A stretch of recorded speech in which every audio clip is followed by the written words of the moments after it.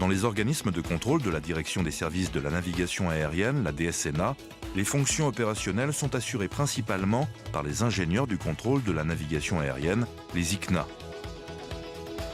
Les ingénieurs électroniciens des systèmes de la sécurité aérienne, les IESSA. Les techniciens supérieurs des études et de l'exploitation de l'aviation civile, les TS2EAC.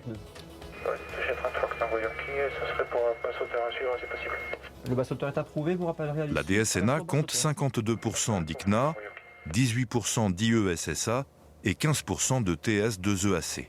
Ces personnels techniques représentent 85% des 7700 agents de la DSNA. Au sein de la Direction générale de l'aviation civile, l'École nationale de l'aviation civile, l'ENAC, située à Toulouse, est prestataire de services de formation aéronautique. Elle est reconnue au niveau international et forme près de 2000 élèves par an destinés aux différents métiers du transport aérien. La DSNA a confié à l'ENAC le recrutement et la formation initiale de ses personnels techniques. Les élèves qui sont recrutés à l'ENAC viennent de différents horizons et pour les métiers notamment du contrôle aérien sont recrutés soit après les classes préparatoires grandes écoles au niveau Bac+2 ou après des DUT BTS Bac+2 ou pour ceux qui rejoindront des formations de techniciens supérieurs sont recrutés au niveau du bac. La formation initiale des ICNA, les ingénieurs du contrôle de la navigation aérienne, dure 3 ans en alternance avec l'ENAC et les centres opérationnels. Chaque année, plusieurs promotions de 32 élèves chacune débutent leur scolarité à l'ENAC. La formation pratique sur simulateur revêt une importance particulière. Les simulations sont très proches de la réalité opérationnelle et ce sont des instructeurs eux-mêmes contrôleurs aériens qui dispensent cette formation.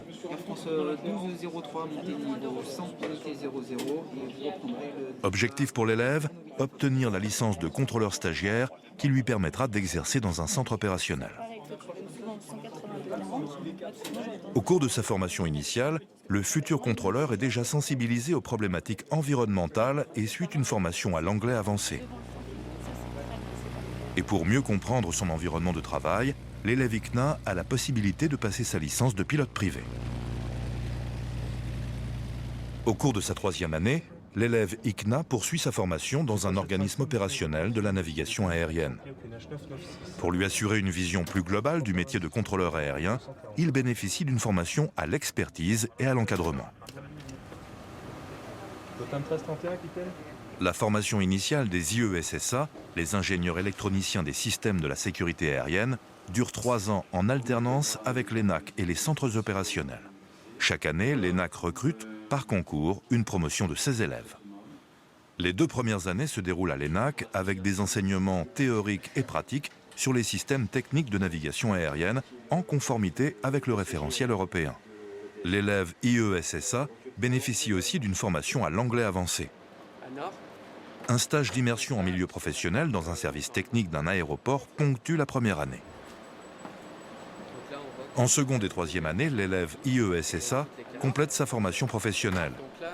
Il suit notamment un stage pratique dans un des services opérationnels de la direction des opérations pour se familiariser avec les aspects sécurité des systèmes de navigation aérienne.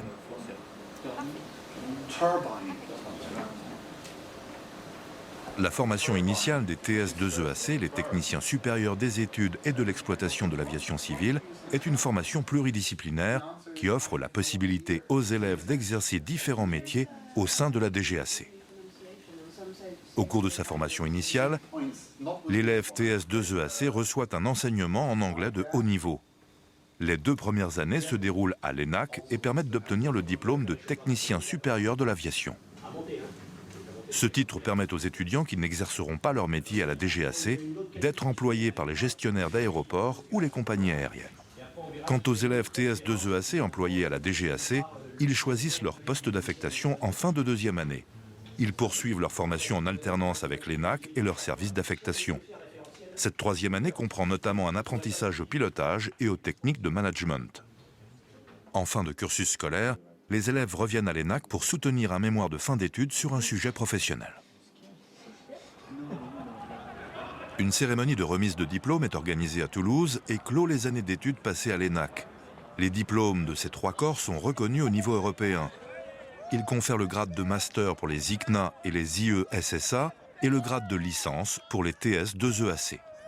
À ce stade, les étudiants ICNA et TS2EAC diplômés sont titularisés dans la fonction publique. Mais la plupart d'entre eux doivent encore poursuivre leur formation dans leur centre opérationnel d'affectation. Pour les stagiaires ICNA, le taux de réussite à l'obtention de la licence communautaire de contrôleur de la circulation aérienne est le meilleur d'Europe. Ah, j'ai -3.